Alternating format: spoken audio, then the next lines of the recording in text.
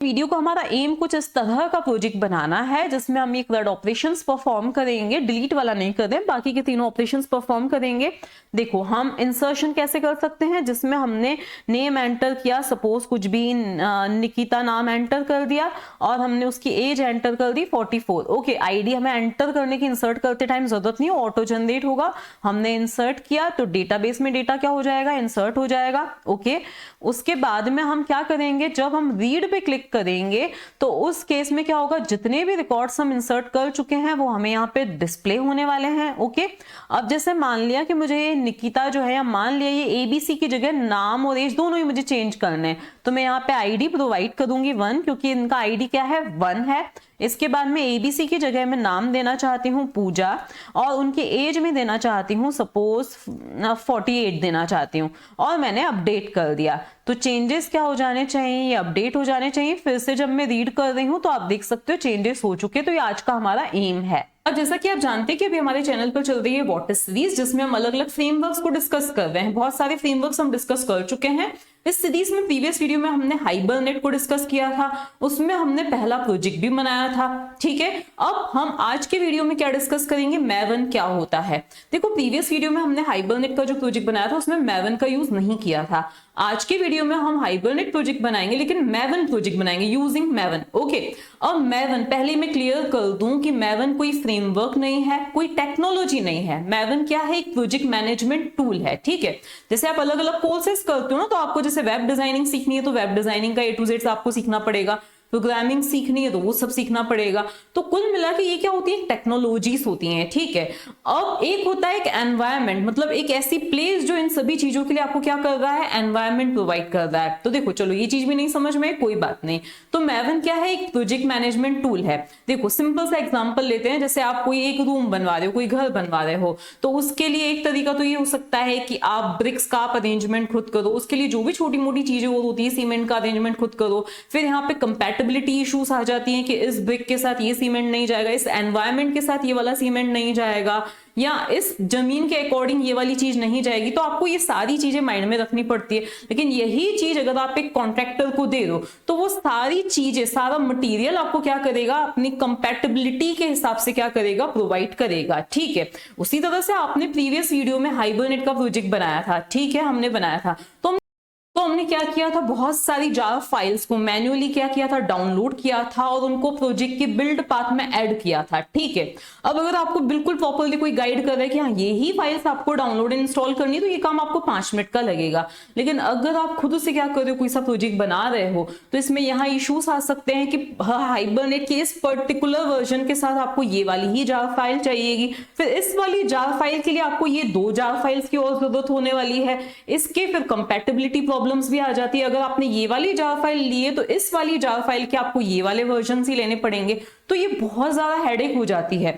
किसी ने अगर हाइबरनेट या स्प्रिंग पर काम किया हो या करना होता हो तो उनको मैवन एकदम से जन्नत लगने लगेगी, क्योंकि यहाँ पर ये सारी टेंशन नहीं होती कि आपको कौन कौन सी जार फाइल्स चाहिए। तो ये सब टेंशन क्यों नहीं होती है, तो यहाँ पर एक हीरो होता है pom.xml। किसमें, मैवन प्रोजेक्ट में pom.xml होता है, जहां पे आपको बस बताना होता है कि हम इस पर्टिकुलर प्रोजेक्ट पे काम करने वाले हैं। ठीक है, जैसे कि आपको हाइबरनेट पे काम करना है। ठीक है, तो आपको सिर्फ वहां पे बताना है कि हमें हाइबरनेट पे काम करना है, एक रूल्स को फॉलो करके, ऐसे नहीं जस्ट बोल देना है, एक रूल्स को फॉलो करके हमें बताना है कि हमें हाइबरनेट की जरूरत है। तो उसके लिए जिन भी जार फाइल्स की जरूरत होगी, अपने आप मैवन क्या करेगा, एक मैवन सेंट्रल डिपोजिटरी होती है, वहां से क्या करता है, डाउनलोड करके अपने कैश में क्या कर देता है, स्टोर कर देता है। मैवन के कैश में क्या कर देता है, स्टोर कर देता है, ताकि हम उनको यूज कर सकें। ठीक है ना, तो यहाँ पे सिर्फ आपको बताना है हाइबरनेट। फिर आपको बैकएंड, मतलब आपको डेटाबेस के लिए किसका यूज करना है, MySQL का यूज करना है, अगेन आपको बता देना है।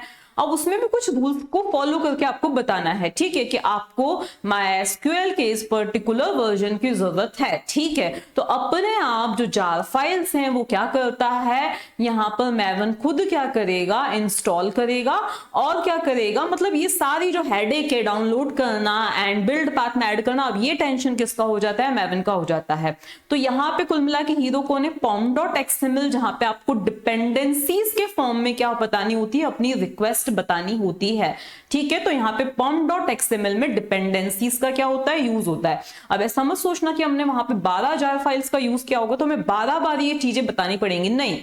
हाइबरनेट के लिए जिन जिन जार फाइल्स की जरूरत है वो खुद ब खुद क्या हो जाएंगी, आपके सिस्टम में डाउनलोड हो जाएंगी, मतलब आपके प्रोजेक्ट में क्या हो जाएंगी, डाउनलोड हो जाएंगी। ओके, तो इसकी टेंशन आपको जरूरत नहीं है, सिर्फ आपको एक डिपेंडेंसी बतानी पड़ेगी। कैसे, हम पूरे प्रोजेक्ट में स्टेप बाय स्टेप देखेंगे, ठीक है।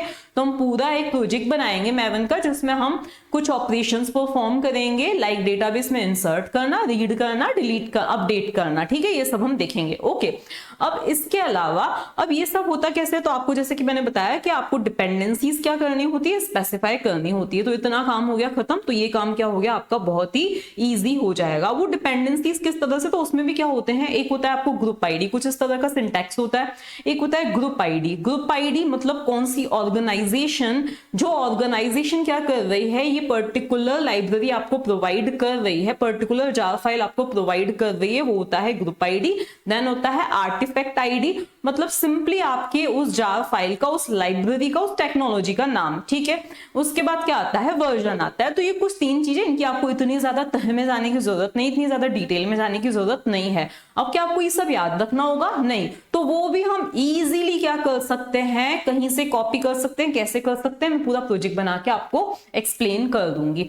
इसके अलावा भी ये क्या करता है, मैवन सिर्फ लाइब्रेरीज या जार फाइल्स के लिए नहीं, आपके पूरे प्रोजेक्ट की लाइफ साइकिल को ये क्या करता है, मैनेज करता है। Life cycle in the sense क्या हो गया, जैसे पहली चीज हो जाती है प्रोजेक्ट का स्ट्रक्चर, कि आप क्या पर्टिकुलर सही स्ट्रक्चर, मतलब आपको टेंशन लेने की जरूरत नहीं है प्रोजेक्ट के स्ट्रक्चर को लेके, ठीक है। तो ये प्रोजेक्ट के स्ट्रक्चर को भी मैवन ही मैनेज करता है। कंपाइल, रन, यूनिट टेस्टिंग, उसके अलावा जार फाइल क्रिएट करना, वार फाइल क्रिएट करना, तो ये सारी टेंशन किसकी होती है, देन मैवन की हो जाती है। तो अब हम एक प्रोजेक्ट बनाना सीखते हैं मैवन का। तो अब हम प्रोजेक्ट बनाना स्टार्ट करते हैं। तो सबसे पहले हम एक्लिप्स पे आ चुके हैं। ओके, यहाँ पे हम फाइल पे जाएंगे और न्यू पे जाने के बाद हम न्यू मैवन प्रोजेक्ट क्या करेंगे, सिलेक्ट करेंगे। प्रीवियस वीडियो में हमने एक सिंपल प्रोजेक्ट बनाया था, यहाँ पे हमने किया मैवन प्रोजेक्ट को सिलेक्ट। इसके बाद में हम यहाँ पे नेक्स्ट, इसके बाद में यहाँ पे ना हमें एक फिल्टर करना है। तो यहाँ पे फिल्टर करते टाइम आप यहाँ पे लिख दीजिए क्विक स्टार्ट। वो थोड़ा सा टाइम लगेगा लोड होने में। अब लोड हो गए यहाँ पे सारे। अब यहाँ पे ना आपको सर्च करना है आपका आर्किटाइप। तो यहाँ पे हम यहाँ पे जाएंगे, क्विक स्टार्ट को हमें ढूंढना है। मैं आपको बता दूंगी, आपको उसी चीज को फॉलो करना है, ठीक है ना। तो यहाँ पे हम आए, मैवन क्विक स्टार्ट आना चाहिए लिखा हुआ। तो यहाँ पे हम थोड़ा सा नीचे स्क्रॉल करेंगे तो यहाँ पे ये आ गया, ठीक है। इसको हमें क्या करना है, सिलेक्ट करना है और नेक्स्ट करना है। देखो ये बहुत ज्यादा कंपल्सरी नहीं है ये चीज, ठीक है। तो आप यहाँ पे उस चीज को स्किप भी कर सकते थे। तो यहाँ पे हम आए ग्रुप आईडी में, यहाँ पे com.example.hibernate और यहाँ पे आर्टिफैक्ट आईडी हमें देना है। तो जो भी जैसे हम प्रोजेक्ट का नाम कुल मिला के देना चाहते हैं ना, वो हमें यहाँ पे प्रोवाइड करना है। तो सपोज मैंने प्रोजेक्ट का नाम क्या दे दिया है, मैवन प्रोजेक्ट। ओके, तो मैवन और यहाँ पे लिख दिया है प्रोजेक्ट, ठीक है। इतना मैंने कर दिया। इसके बाद में हमने फिनिश पे क्लिक किया। तो यहाँ पे भी ना थोड़ा सा टाइम लगने वाला है। तो यहाँ पे आप देख रहे हो कि कोई मैवन प्रोजेक्ट करके अभी फोल्डर बना नहीं है। तो यहाँ पे इसको 1-2 मिनट लगते हैं स्कैनिंग फॉर प्रोजेक्ट्स और कुछ और इंटरनल काम होने के लिए। तो यहाँ पर आपको 2 मिनट वेट करना है। इसके बाद में आपसे कुछ यहाँ पे प्रॉम्प्ट पे पूछा जाएगा। अब नियरली 2 मिनट के बाद में क्या हो चुका है, ये कुछ इस तरह से आ चुका है। यहाँ पे वाई लिखा हुआ है, हमने यहाँ पे वाई पे प्रेस किया, एंटर किया और इसके बाद में आप देखोगे यहाँ पे ये माय प्रोजेक्ट करके बन चुका है। अब इसको थोड़ा सा अगर आप एक्सपांड करो, क्योंकि ये मैवन प्रोजेक्ट है, तो यहाँ पे आप देख रहे हो कि यहाँ पे क्या आ रहा है, pom.xml अपने आप आ रहा है। ओके, ये pom.xml क्या है, मैजिकल फाइल है। यहाँ पे हमें क्या है, ऐड करनी है। सबसे पहला काम हमें करना है, डिपेंडेंसीज को ऐड कर देना है। मात्र 2 डिपेंडेंसीज हमें ऐड करनी है, क्योंकि हम हाइबरनेट प्रोजेक्ट पे काम कर रहे हैं। तो यहाँ पे एक हमें डिपेंडेंसी चाहिए हाइबरनेट के लिए और दूसरी MySQL कनेक्टर के लिए चाहिए। लेकिन ये मैंने ना गलती से दूसरे को एक्सपांड कर दिया है। ये रहा हमारा मैवन प्रोजेक्ट। ओके, तो ये मैवन प्रोजेक्ट है, ये pom.xml है, ठीक है। अब हमें 2 डिपेंडेंसीज लिखनी है। अब डिपेंडेंसीज तो हमें याद नहीं है क्या कैसे कुछ लिखना है। तो आपको क्या करना है, गूगल पे जाना है और यहाँ पे ना मैवन रिपोजिटरी क्या करना है, सर्च करना है। इसके अंदर आपको यहाँ पे आ जाना है। इसके अंदर आपको यहाँ पे हाइबरनेट क्या करना है, सर्च करना है। देखो आपको ज्यादा मेहनत करने की कुछ भी जरूरत नहीं है, जस्ट हाइबरनेट सर्च किया, हाइबरनेट ORM करके लिखा हुआ आ रहा है, इस पे आपको क्लिक करना है। जो वर्जन आप चाहते हो वो आपको सिलेक्ट कर देना है, ठीक है। तो सपोज मैंने क्या किया है 6.4 फाइनल, ये वाला क्या कर दिया है 6.4.0 फाइनल, ये मैंने क्या कर दिया है सिलेक्ट कर दिया है, ठीक है। इसको मैंने क्लिक किया, ओके। अब यहाँ पे आपको कुछ कोड मिलने वाला है, बस आपको इस कोड को ही क्या कर देना है, कॉपी कर देना है। कौन से कोड को, इतने से कोड को कॉपी कर देना है। ये आपका एक तरह से क्या है, मैजिकल कोड है, ठीक है। अब यहाँ पे डिपेंडेंसीज के अंदर देखो, ये डिपेंडेंसीज टैग है ना, इसी के अंदर कुछ 2 डिपेंडेंसीज लिखी हुई हैं, आपको अपनी वाली डिपेंडेंसी को यहाँ पे क्या कर देना है, ऐड कर देना है। ये काम किया। अब आप हाइबरनेट पे आराम से काम कर सकते हो, लेकिन क्योंकि हमें MySQL की भी जरूरत है तो हम एक और डिपेंडेंसी यहाँ पे ले लेते हैं। कौन सी वाली, MySQL कनेक्टर। तो यहाँ पे हम सर्च कर लेते हैं MySQL, ओके। ये हमने सर्च किया, यहाँ पे इसके अंदर आया MySQL कनेक्टर, इस पे आपको क्लिक करना है। इसके अंदर आपको कहाँ पे क्लिक करना है, तो आप यहाँ पे ढूंढेंगे, जैसे मैंने ले लिया है 8.0, ओके। तो ये यहाँ पर इस पे भी मैंने क्लिक किया और इसके अंदर मुझे क्या करना है, अगेन इस पर्टिकुलर कोड को क्या कर देना है, सिलेक्ट कर देना है, कॉपी करके और इसको पेस्ट कर देना है, ठीक है।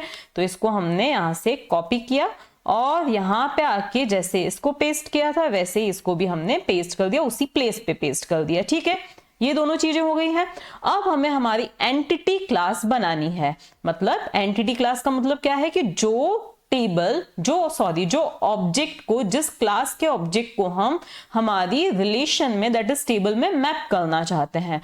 तो अगेन मैं यहाँ पे भी स्टूडेंट क्लास ही बना सकती हूँ, ठीक है। तो अब उसको मुझे स्टूडेंट क्लास को कहाँ पे बनाना है, तो इससे पहले हम एक काम करें, क्यों ना हम हाइबरनेट यहाँ पे ले लें। तो हाइबरनेट कॉन्फ़िगरेशन फाइल हम बिल्कुल वैसे ही बनाएंगे जैसे हमने हमारे प्रीवियस वाले प्रोजेक्ट में बनाई थी, क्योंकि आज के वीडियो में मैं आपको CRUD ऑपरेशंस बताऊंगी, मैं आपको पूरा एक स्विंग का प्रोजेक्ट टाइप बताने वाली हूं, मतलब जिसमें हम डिजाइनिंग भी करेंगे, यूजर इंटरफेस भी बनाएंगे। तो इसीलिए जो प्रीवियस वीडियो में हमने चीजें देखी थी उन पर हम ज्यादा टाइम वेस्ट नहीं करेंगे। तो जिस तरह से कॉन्फ़िगरेशन फाइल हमने प्रीवियस वीडियो में बनाई थी वैसे ही हम यहाँ पे भी बनाएंगे। लेकिन बनानी कहाँ पे, तो देखो SRC फोल्डर है ना, यहाँ पे SRC के अंदर क्या है, आपका मेन है, ओके। अब मेन के अंदर ही आपको एक जावा फोल्डर मिल रहा है ना, अब मेन के अंदर ही आप एक और फोल्डर बना दीजिए जिसका नाम हम क्या देंगे, रिसोर्सेस फोल्डर देंगे, ओके। तो यहाँ पे हमने एक फोल्डर बना दिया जिसका नाम दिया रिसोर्सेस, ओके। और इसी के अंदर हम क्या करेंगे, हमारी कॉन्फ़िगरेशन फाइल बनाएंगे। तो राइट क्लिक किया, न्यू पे गए और फिर हम अदर पे गए। अदर पे जाने के बाद हमें क्या करना है, यहाँ पे हम XML फाइल चाहते हैं, तो ये हमने XML लिखा, ओके। ये आया XML, इस पे हमने डबल क्लिक किया, उसका नाम हमें क्या देना है, तो नाम हमें क्या देना है, हाइबरनेट। आप जैसे कि मैंने पहले भी बताया था, ऐसा बिल्कुल कोई रूल नहीं है कि आपको यही नाम देना होता है, .cfg.xml, ठीक है। इसको हमने कर दिया फिनिश, ओके। अब इसके अंदर जो हमने प्रीवियस वीडियो में कोड लिखा था वही कोड हमें यहाँ पे क्या कर देते हैं, हम इसको कॉपी पेस्ट कर देते हैं। तो अब हमने क्या किया, उसी कोड को यहाँ पे लगा लिया, बिल्कुल वो का वही कोड है जैसा हमने प्रीवियस वीडियो में यूज किया था, ठीक है ना। तो यहाँ पे आप देख सकते हो डेटाबेस में माई डेटाबेस है, यूजर नेम रूट, पासवर्ड root123, यहाँ पे MySQL डायलेक्ट प्रोवाइड किया है, शो SQL ट्रू है और hibernate.hbm.2ddl मतलब कि क्या है कि टेबल जो है यहाँ पे अगर आप क्रिएट दे रहे हो तो ईच टाइम टेबल नहीं क्रिएट होगी, अदरवाइज क्या होगी, अपडेट होगी। और यहाँ पे स्कीमा ऑटोमेटिकली क्या होगा, जनरेट होगा, आपको टेबल क्रिएट करने की जरूरत नहीं है। यहाँ पे बस एक और चीज हमने दी है कि सेशन, मैंने आपको पहले बता दिया था क्या होता है, तो जो करंट हमारा सेशन होगा वो एक थ्रेड की तरह क्या बिहेव करेगा, बिहेव करेगा, जिसके अपने क्या होंगे, रिसोर्सेस होंगे, ठीक है। अब यहाँ पे बस हमने क्या दी थी, मैपिंग क्लास में हमने प्रीवियस वीडियो में क्या किया था कि हमारी मैपिंग क्लास दी थी। देखो इस लाइन को अभी के लिए आप इग्नोर करो तो बेटर है, मैं 1 मिनट में पहले मैं क्या बनाऊंगी, हमारी जो एंटिटी क्लास है वो मैं बनाऊंगी, उसके बाद हम क्या करेंगे, इस कोड को आके समझते हैं। तो अब हम क्या बनाते हैं, हमारी एंटिटी क्लास बनाते हैं। तो ये हमारा मेवन प्रोजेक्ट है, ठीक है। इस पे हमें राइट क्लिक करना है, न्यू पे जाना है और कहां पे जाना है, क्लास पे जाना है, ठीक है। यहाँ पे पैकेज नेम हमें प्रोवाइड करना है, तो यहाँ पे हमने क्या दिया है, com.example.hibernate.maven प्रोजेक्ट लिखा हुआ है, उसकी जगह पे हम यहाँ पे क्या लिख देते हैं, .entity लिख देते हैं, ठीक है। और ये सब कर कहाँ रहे हैं, देखो मेवन प्रोजेक्ट पे ही राइट क्लिक किया है हमने, ठीक है। तो com.example.hibernate.entity इतना सा हमने लिख दिया और हमारी क्लास का नाम हम क्या देने वाले हैं, स्टूडेंट देने वाले हैं, ठीक है। स्टूडेंट हमने दिया और इसको क्या कर दिया, फिनिश कर दिया। इतना काम हमने कर दिया, ये क्लास हमारे सामने आ रही है। अब क्योंकि यहाँ पे हम कोई मैपिंग फाइल नहीं देने वाले हैं, इसीलिए हमें एनोटेशंस का यूज करना है। एनोटेशंस का अगर हमें यूज करना है तो हमें कुछ चीज को क्या करवाना पड़ेगा, यहाँ पे इंपोर्ट करवाना पड़ेगा। तो अब हम यहाँ पे लिखेंगे इंपोर्ट और फिर यहाँ पे लिखेंगे जकार्ता, ओके। और फिर उसके अंदर हमें क्या चाहिए, उसके अंदर से हमें क्या चाहिए, परसिस्टेंस। तो यहाँ पे ये हेल्प नहीं प्रोवाइड कर रहा है, तो पहले हम उससे रिलेटेड प्रॉब्लम को सॉल्व कर लेते हैं। मेरी हाइबरनेट कॉन्फ़िगरेशन फाइल को सेव नहीं किया था, इसीलिए यहाँ पे हेल्प नहीं प्रोवाइड कर रहा था, तो उसको आप पहले सेव कर दीजिए, उसके बाद यहाँ पे आइए। तो यहाँ पर हमें क्या है कि कुछ एनोटेशंस का यूज करना है, इसीलिए हमने इस चीज को क्या किया है, इंपोर्ट करवाया है। अगर आप उसको नहीं करवाते हो तो आप ये @एंटिटी जो चीजें अभी हम लिखने वाले हैं वो यहाँ पे आपको नहीं मिलेंगी। तो यहाँ पे @एंटिटीज के कहने का मतलब क्या है कि आगे हम जो क्लास प्रोवाइड कर रहे हैं वो क्या करेगा, एक तरह से टेबल नाम का काम करेगा, वही क्या है, हमारी एंटिटी है, ठीक है। किस तरह से हम देंगे वो, तो हम दे रहे हैं @टेबल, तो ये क्या है, हमारे एनोटेशन से, ठीक है। @टेबल और नेम इज इक्वल्स टू क्या होगा, स्टूडेंट्स। मतलब जो डेटाबेस में टेबल बनेगी इस क्लास के करस्पॉन्डिंग, उसका नाम क्या होने वाला है, स्टूडेंट्स नाम होने वाला है, ठीक है। मैं स्टूडेंट्स ना देके स्टूड दे देती हूँ, ठीक है। जो आपको नाम देना है आप दे सकते हो, ठीक है। जरूरी नहीं कि वो क्लास के नाम से मैच करना चाहिए, बिल्कुल भी नहीं। इसके बाद में अब मुझे टेबल के अंदर क्या देने हैं, कुछ फील्ड्स देनी है, ठीक है। तो यहाँ पे मैंने दिया @id, ओके। अब ये @id क्या है कि ये क्या होगा, हमारा प्राइमरी की होने वाला है। क्या होने वाला है, ये प्राइमरी की होने वाला है, ठीक है। अब उसमें भी हमें कुछ और प्रोवाइड करना है कि हम चाहते हैं कि वो क्या होनी चाहिए, इसकी वैल्यू ऑटो जनरेट होनी चाहिए। तो जनरेटेड वैल्यू और फिर यहाँ पे हमने दिया स्ट्रेटेजी, तो यहाँ पे हमने यहाँ पे दे दिया हमने strategy is equals to generation type dot identity. तो यहां तक हमने क्या बताया कि आईडी हमारी प्राइमरी की होने वाली है, जिसकी वैल्यू क्या होनी चाहिए, ऑटोमेटिकली जनरेट होनी चाहिए, ओके। अब यहाँ पे हमें अब इसके करस्पॉन्डिंग जो हमारा एट्रीब्यूट है, जो ये क्या हमने डेटाबेस के कॉलम का नाम बताया, ओके। यहाँ पे हमें क्या बताना है, प्राइवेट इंट आईडी, मतलब हमारी जो ये जो हम क्लास बना रहे हैं उसका कौन सा एट्रीब्यूट, तो उसका एट्रीब्यूट क्या होने वाला है, ये आईडी एट्रीब्यूट होने वाला है, ठीक है। इसके बाद हमें क्या करने हैं, दूसरे कॉलम्स भी क्या करने हैं, प्रोवाइड करने हैं। तो उनको मैं यहाँ पे जल्दी से लिख देती हूँ। तो @कॉलम, देखो जो आपका आईडी एट्रीब्यूट है उसको आपको इस तरह से देना है, बाकी आपके जो भी कॉलम्स है उनको आपको बस कॉलम की हेल्प से देना है, ठीक है। तो यहाँ पे आपने क्या लिखा, कॉलम लिखा। अब कॉलम के बारे में आपको क्या बताना है कि कॉलम का नाम क्या होना चाहिए, तो कॉलम का नाम होना चाहिए नेम, तो यहाँ पे आपने दे दिया नेम, ठीक है। इसके बाद में इसके करस्पॉन्डिंग जो यहाँ का एट्रीब्यूट है, यहाँ की जो फील्ड है वो क्यों होनी चाहिए, तो यहाँ की फील्ड, क्योंकि हम यहाँ से ही तो हम क्या भेजने वाले हैं, वहां पे वैल्यूज भेजने वाले हैं, ओके। तो ये आपको सब समझ में आ जाएगा धीरे धीरे करके। तो दूसरा कॉलम क्या है, आपका नेम है। इसी तरह से नेक्स्ट कॉलम आपका क्या होना चाहिए, तो बस अब हमें बाकी भी इसी तरह से दे देना है। तो जैसे कॉलम नेम, तो कॉलम नेम में जैसे क्या दे रही हूँ, एज दे रही हूँ। तो यहाँ पर नेम इज इक्वल्स टू मैंने दे दिया है एज, और फिर यहाँ पर क्या होने वाला है, उसकी करस्पॉन्डिंग हमारी जो फील्ड होगी वो क्या होगी, प्राइवेट इंट और फिर एज होने वाली है, ठीक है। इतना मैंने लिख दिया। अब इसके लिए मुझे क्या करना है, गेटर्स और सेटर्स देने हैं। यहाँ पे सी क्या आएगा, कैपिटल आएगा। तो अब इसके लिए गेटर्स और सेटर्स मैं खुद नहीं लिखूंगी, तो यहाँ पे हम क्या करेंगे, Alt+Shift+S लिखेंगे और फिर यहाँ पे जनरेट गेटर्स एंड सेटर्स लिखेंगे। इन दोनों पे हम क्लिक करेंगे, एज और नेम पे, ठीक है। चलो हम आईडी पे भी कर देते क्योंकि हमें आईडी भी अपडेशन के लिए जरूरी रहेगा, ठीक है। तो गेटर्स और सेटर्स को मैंने क्या कर दिया, यहाँ पे जनरेट कर दिया, ठीक है। तो आप देख सकते हो कि हमारी जो एंटिटी क्लास है वो क्या हो चुकी है, कंप्लीट हो चुकी है, ठीक है। हमने यहाँ पे एनोटेशंस का यूज किया, कोई मैपिंग का यूज नहीं किया। अब हमें सिंपली क्या करनी है, हमारी मेन क्लास बनानी है और मेन क्लास में हमारा क्या होगा, इस चीज को हम यूज करने वाले हैं, ओके। तो ये मेन क्लास हम बिल्कुल वैसी की वैसी लिखेंगे जैसे हमने कहां पे लिखी थी, हमारी प्रीवियस प्रोजेक्ट में लिखी थी।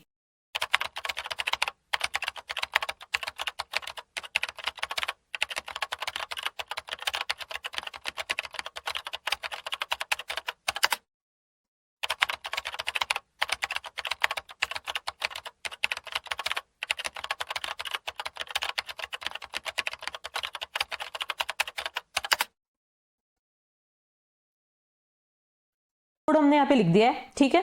अब ये जो अभी मैंने आपको बताया था ना कि हाइबरनेट कॉन्फ़िगरेशन में हमने ये वाली लाइन लिखी है, तो यहाँ पे जो हमने हमारी इस पर्टिकुलर पैकेज के अंदर जो हमने स्टूडेंट क्लास बताई थी उसका हमें यहाँ पे क्या लिख देना है, नाम लिख देना है, क्योंकि हमने कोई अलग से मैपिंग फाइल यहाँ पे नहीं ली है। ठीक है, अब हम कहाँ पे आ जाते हैं, हमारी मेन पे आ जाते हैं। ठीक है, जो अभी अभी हमने लिखी है, और अब हमें क्या कर देना है, सभी फाइल्स को सेव करके देन क्या करना है, रन करना है। But there is some problem, उस प्रॉब्लम को हम देखते हैं यहाँ पे क्या प्रॉब्लम है। तो शायद हमने स्टूडेंट को सेव नहीं किया होगा, तो इसको हमने एक बार सेव कर दिया, मेन पे हम आए। अब हम इसको क्या करेंगे, रन करके देखेंगे एक बार। ओके, तो इसको हमने रन किया, हाँ ओके पे क्लिक किया, मैवन प्रोजेक्ट है। अब इसके अंदर ये थोड़ा टाइम लग रहा है यहाँ पे।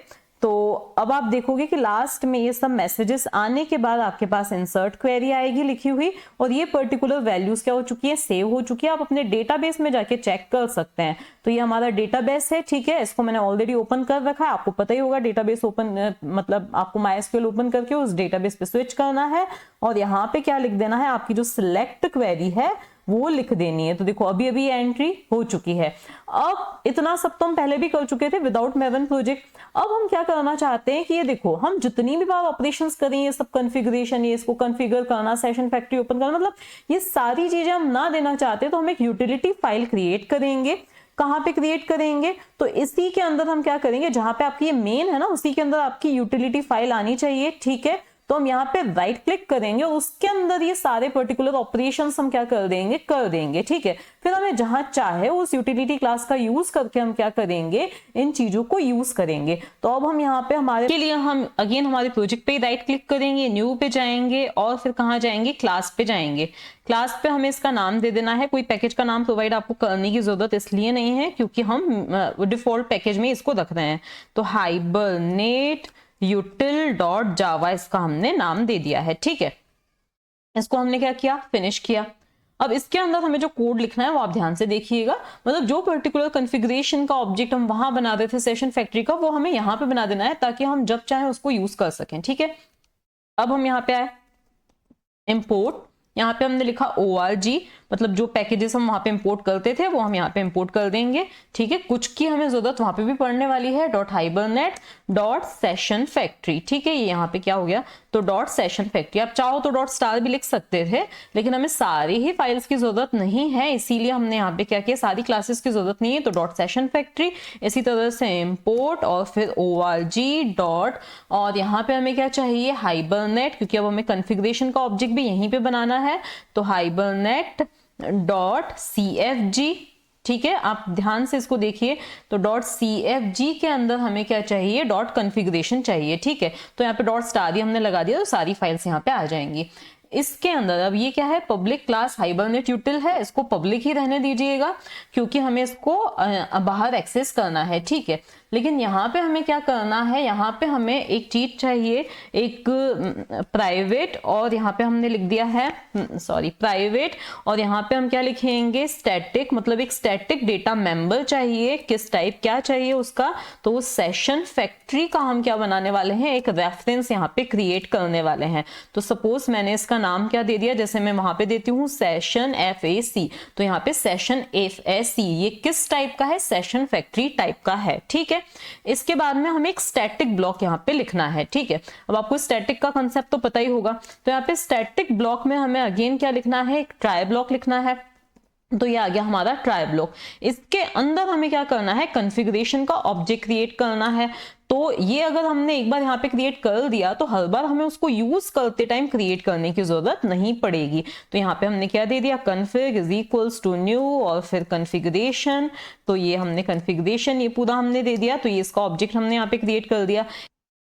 अब इसी तरह से सेशन फैक्ट्री का ये जो रेफरेंस क्रिएट किया है, हमें उसको भी क्या करना है, इनिशियलाइज करना है। तो यहाँ पे हमने क्या दिया, ये सेशन फैक्ट, ओके, और फिर उसको किससे इनिशियलाइज करेंगे, तो यहाँ पे हमें क्या लिख देना है, config डॉट, और यहाँ पे दे दिया बिल्ड सेशन फैक्ट्री। ठीक है, इतना काम हमने कर दिया। ये हमेशा हम कहाँ पे करते हैं, मेन के अंदर करते हैं।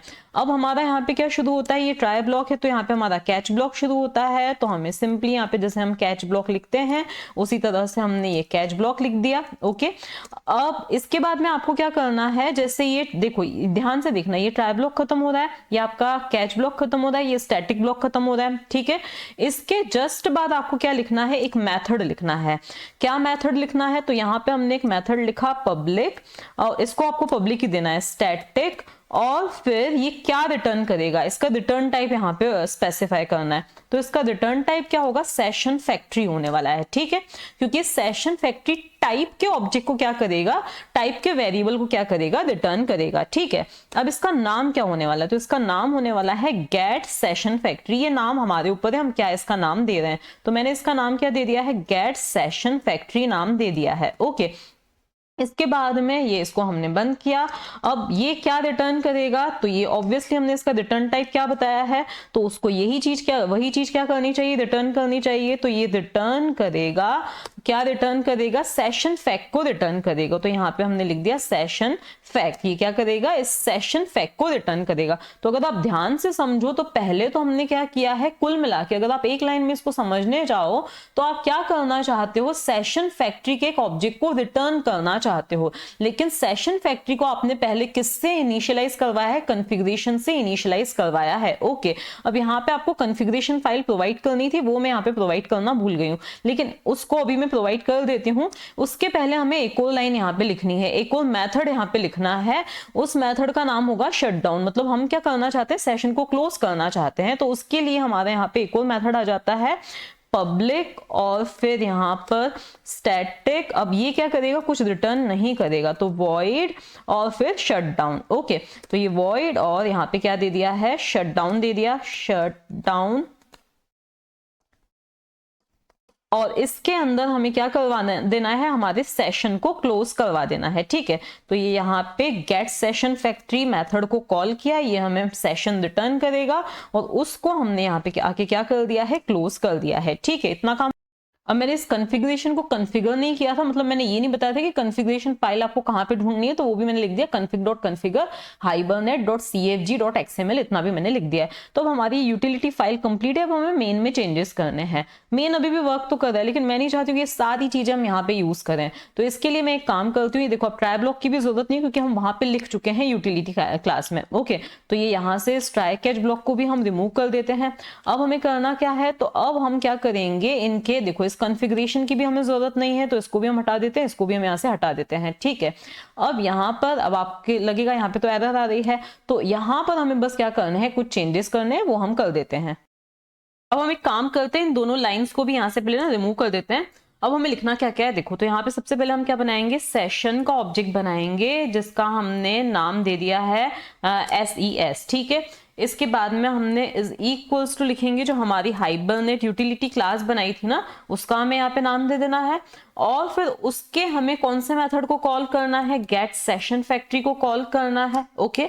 उसके बाद हमें क्या करना है, डायरेक्टली हम क्या कर रहे हैं, दो लाइंस को एक साथ कंबाइन कर रहे हैं, ओके, जो हमने पहले लिखी थी, और हमें सेशन को ओपन कर देना है, ठीक है। अब हमें क्या करना है, ट्रांजैक्शन की हमें जरूरत है ही, स्टूडेंट का ऑब्जेक्ट बनाना है, हमें उसका नेम सेट करना है, उसकी एज सेट करनी है, और ये जो सेशन है उसको हमें सेव करना है, ट्रांजैक्शन को कमिट करना ही है। ये करने से फायदा ये है कि ये तो हमारा एक सिंगल ट्रांजैक्शन था जिसमें हम इंसर्शन कर रहे हैं, अब हमें ढेर सारे ट्रांजैक्शन करने हैं, तो हम बार बार वो कॉन्फ़िगरेशन फाइल वगैरह लेना, मतलब कॉन्फ़िगरेशन फाइल को कॉन्फ़िगर करना वगैरह, ये सब करने की हमें जरूरत नहीं पड़ने वाली है, ठीक है। तो ये जो तरीका होता है ये बेटर होता है। तो इस तरह से हम क्या कर सकते हैं, इंसर्ट कर सकते हैं। तो हम इसको भी क्या करते हैं, सेव करेंगे, ओके, और हम इसको भी क्या करके देखते हैं, रन करके देखते हैं, ओके। तो अब जो कि डेटा इंसर्ट हो चुका है, आप वेरीफाई करके देख सकते हो, ठीक है। अब हमें क्या करना है, देखो ये सब तो हम प्रीवियस वीडियो में भी देख सकते थे, देख चुके थे विदाउट मेवन प्रोजेक्ट, लेकिन अब हमें ना एक पूरा क्या बनाना है, यूजर इंटरफेस अच्छा सा क्रिएट करना है, GUI ग्राफिकल यूजर इंटरफेस की हेल्प से, मतलब स्विंग की हेल्प से। तो अब स्विंग तो मैं आपको प्रीवियस वीडियो में सिखाई चुकी हूँ, मतलब स्विंग पे पूरा मेरा वीडियो बन चुका है।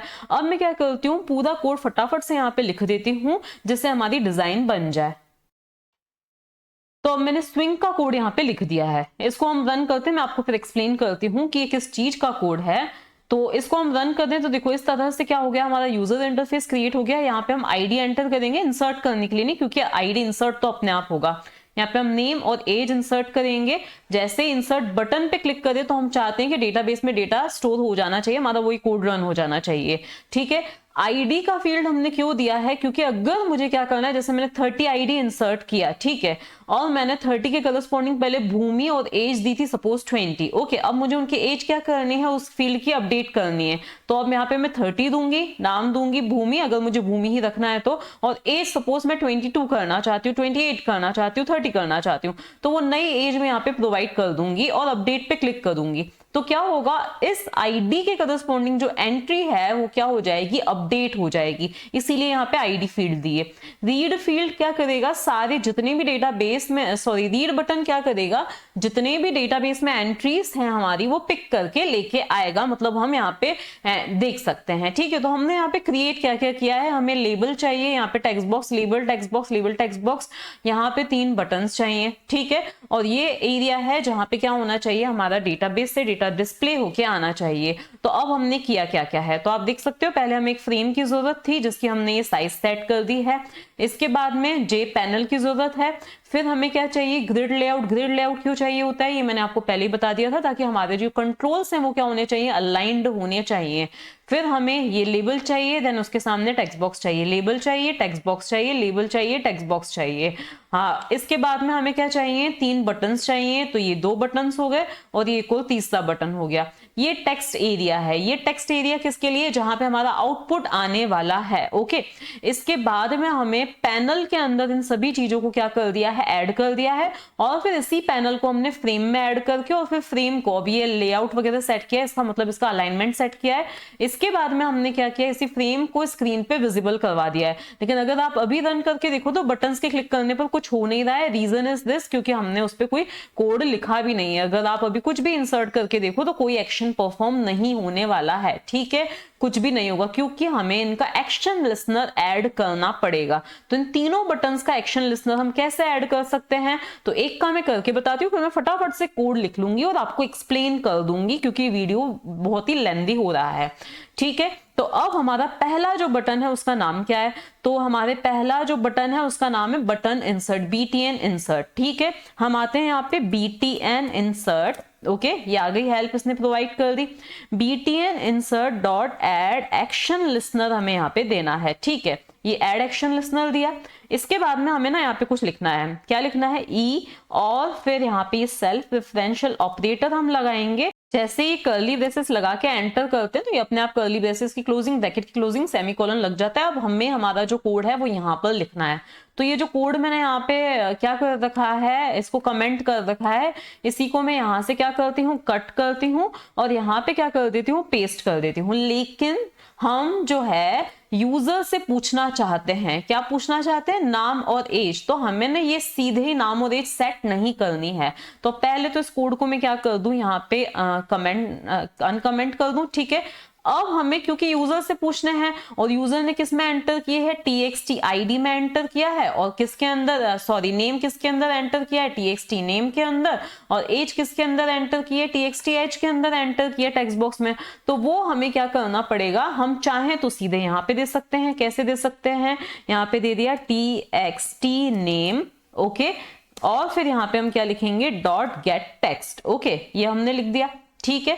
इसके बाद में हमें यहाँ पे क्या लिखना है, इंटीजर डॉट पार्सेंट लिखना पड़ेगा। रीजन क्या है, क्योंकि इनके अंदर जो कुछ भी टेक्स्ट बॉक्सेस में होता है वो किस फॉर्म में होता है, स्ट्रिंग के फॉर्म में होता है, लेकिन हमें एज जो कि एक इंटीजर है वो एंटर करनी है। पार्सेंट और लिखेंगे हम TXT एज, ओके, और फिर वापस क्या लिख देना है, गेट टेक्स्ट लिख देना है, ओके। तो ये हमने यहाँ पे लिख दिया, गेट टेक्स्ट लिख दिया, ठीक है। अब बस यही दोनों एंट्रीज कहां पे जाएंगी, डेटाबेस में जाएंगी, और आउटपुट कहां पे आ रहा है, डन, वो आ रहा है आपके कंसोल पे। लेकिन आप क्या चाहते हो, ये कहां पे लिखा हुआ आना चाहिए, आपके जो ये टेक्स्ट एरिया है, ये TXT आउटपुट वहां पे आना चाहिए। तो अब हम यहाँ पे चेंजेस में क्या करेंगे, TXT आउट, ठीक है, डॉट, अब गेट टेक्स्ट की जगह क्या आ जाएगा, सेट टेक्स्ट आ जाएगा।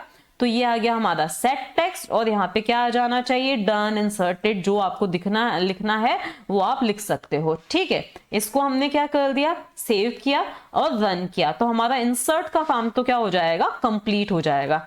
अब हम यहाँ पे आते हैं, आपको आईडी एंटर करने की जरूरत नहीं, ऑटो जनरेट हो रहा है। नेम में आपने एंटर कर दिया, चलो इस बार मैं भूमिका दे देती हूँ और यहाँ पे 56, चलो बहुत ज्यादा एज दे दी तो मैंने। अब इसको वैसे भूमिका नाम है, इंसर्ट किया, तो अब ये रन हो रहा है।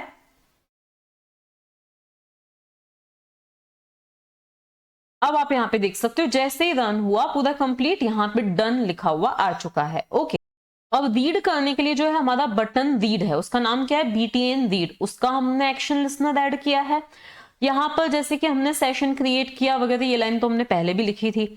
इसके बाद में यहाँ पे हमने क्या बनाया है, लिस्ट का यूज किया है, लिस्ट कलेक्शंस का क्या किया है, यूज किया है, जिसका नाम क्या दे दिया है हमने, स्टूडेंट्स दे दिया है। यहाँ हमारे HQL that is hibernate query language का यूज होता है। नॉर्मली जहां हम लिखते हैं सिलेक्ट स्टार फ्रॉम, मतलब SQL जो हम लिखते हैं ना, सिलेक्ट स्टार फ्रॉम स्टूडेंट, तो उसकी जगह हमारी HQL का यूज होता है session dot create query. Session के लिए हम क्वेरी क्रिएट कर रहे हैं और यहाँ पे हमने बताया फ्रॉम स्टूडेंट, मतलब रिकॉर्ड्स फेच होके कहां से आने चाहिए, स्टूडेंट टेबल में से आने चाहिए, ओके। इसके बाद में हमारा देखो वहां पे, यहाँ पे हमारी क्या हो रही थी, ऑब्जेक्ट को हम रिलेशन में मैप कर रहे थे। यहाँ एक तरह से यूं समझिए, एक रिलेशन को हम एक ऑब्जेक्ट में क्या कर रहे हैं, मैप कर रहे हैं, ओके।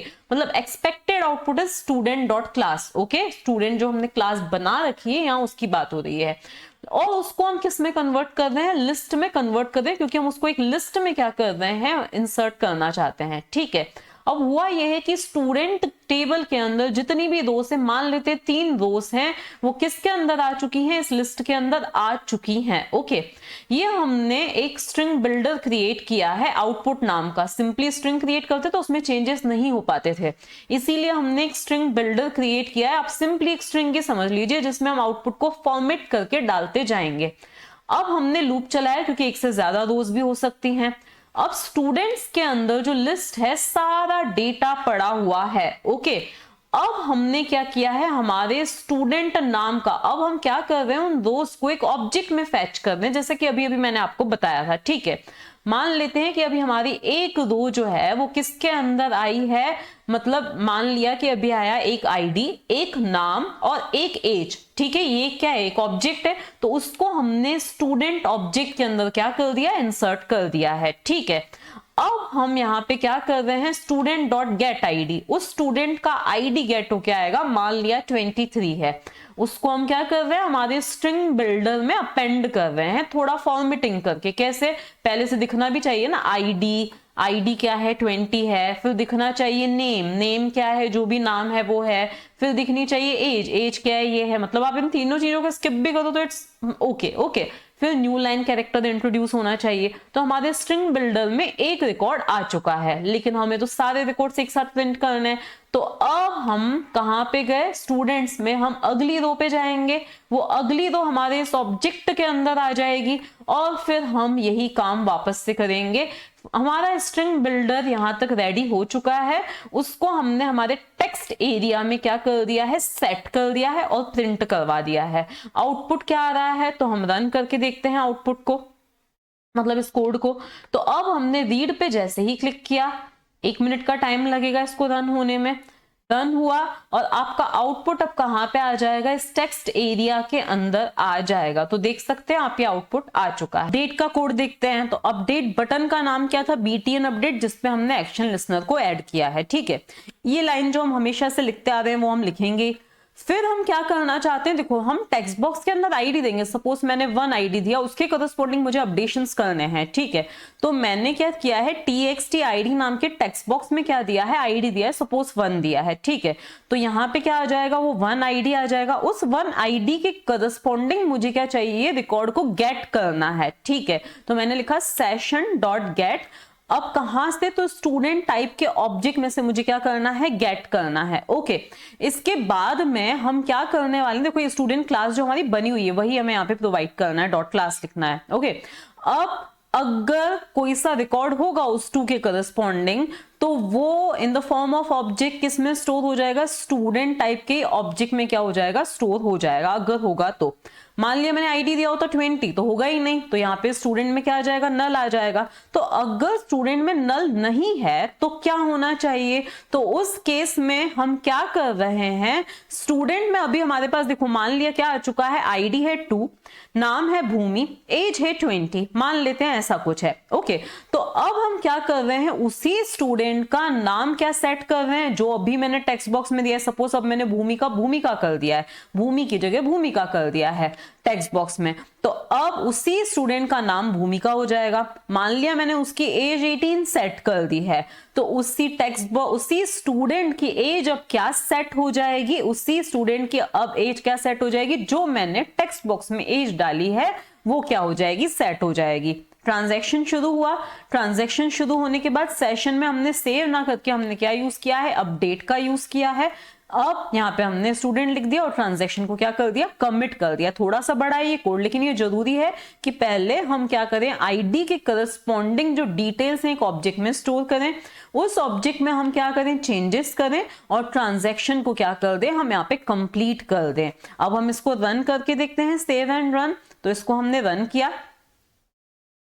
इसको रन करने पे पहले हम एक काम करते हैं, पहले सारे रिकॉर्ड्स रीड कर लेते हैं। तो ये सारे रिकॉर्ड्स रीड, अब ऑब्वियसली थोड़ा सा टाइम लगेगा इसको रीड होने में। तो ये रिकॉर्ड्स रीड हो गए। अब हम ना चेंजेस करते हैं, 2 आईडी के करस्पॉन्डिंग जो मैंने NNN नाम दिया है ना, मैं वो नहीं चाहती हूँ। तो मैंने यहाँ पे आईडी दिया 2, मैं चाहती हूँ कि नाम NNN की जगह नेहा हो जाना चाहिए और उसकी एज जो है 55 दी है उसकी जगह 22 एज हो जानी चाहिए, और मैंने कर दिया अपडेट। ओके, अपडेट हो गया स्टूडेंट। फिर से मैं क्या करती हूँ, रीड करती हूँ। तो आप देख सकते हो यहाँ पे क्या आ रहा है, अब ID 2 का नाम नेहा हो चुका है, एज उसकी 22 हो चुकी है।